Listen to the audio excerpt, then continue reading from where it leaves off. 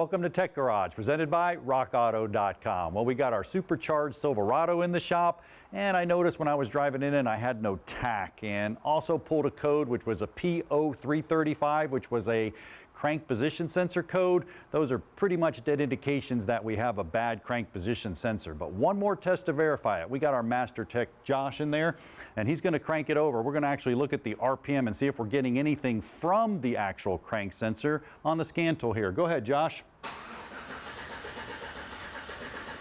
Nothing there. And sometimes it runs, and I know what you guys are going to say, well, it's not supposed to run without the crank sensor. Well, in this truck it does. It actually looks at the mass airflow sensor, drawing a little bit of air in there, and it reverts to the cam sensor. And it can run, but it's definitely not running good.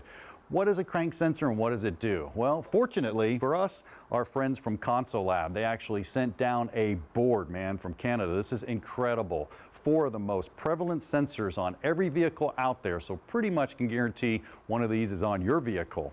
We'll start right here with the passive sensor. Now, the passive sensor has no voltage going to it. It's your old wheel speed sensor. It generates an AC voltage. You can take ohms of resistance right here. I got the ohmic value. You can check that sensor. It's about 800. Look at your service manual. Or you can come over and look at AC. It produces an AC voltage. I'll fire it up and you can see what's going on. As I turn it up and down, it actually changes voltage. Now, that's also susceptible to air gap. It's an analog signal. Think about when your dad or mom used to have you there by the TV moving the antenna. That's an old analog signal. So I can dial it back, and as I dial it back, you can actually see the voltage start to go away. That will actually mess it up. That'll cause a code, that'll cause problems. So make sure you set the air gap correctly. Now, our next one, these are called active sensors. Why? Because they have voltage going to it. This is a Hall effect. This is an on and off pulse. And if you look over here on our digital oscilloscope right there, you can actually see the on-off pulse. That's 5 on, 5 off. It could be 12 on, 12 off, but it's actually reading that tooth ring in there, and it's pulsing on and off, so it knows where it's at. You can see it right here. This is the tooth ring, and there's the gap for the #1 cylinder as I spin it around. It's looking at that. Now we're going on to the active sensors, the magneto-resistive sensors. Really, we're just getting better and better down the line here. This is pretty cool. This is a radial sensor. Now this one only has 2 wires, but I can come over, I can move it to the signal wire over here, and you can see it right there. That's just kind of varying a voltage. It may vary it slightly, it may vary it a little bit, but it's varying the voltage. Now that's a little more accurate because you're getting a better reading on the tooth ring, but this is also susceptible to air gap. What do I mean? Well, think about that digital cable signal. Check this out.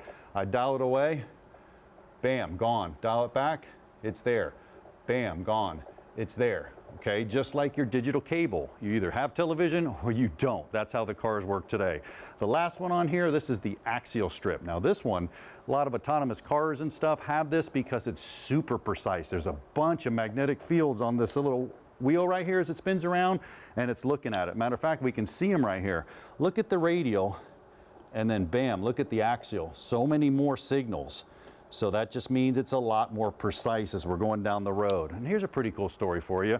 Our buddy from Console Lab, John, he's got the Hill Assist on his truck, and he had mentioned that he has the actual magneto resistance on the axial sensor over here on the side.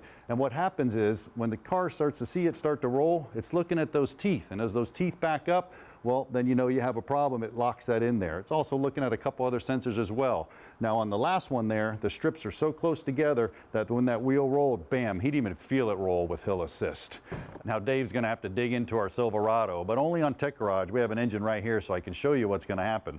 He's going to have to get underneath there and remove the starter. And when you remove the starter, you can actually see the sensor's located right here. And then that tooth ring we talked about, well, it's located on the crankshaft. I took the oil pan off so you can see it. We're actually losing signal. We don't have signal. Something's going on. We're going to have to follow a diagnostic flow chart on our supercharged Silverado. You don't want to miss that. We'll be back with more Tech Garage presented by RockAuto.com.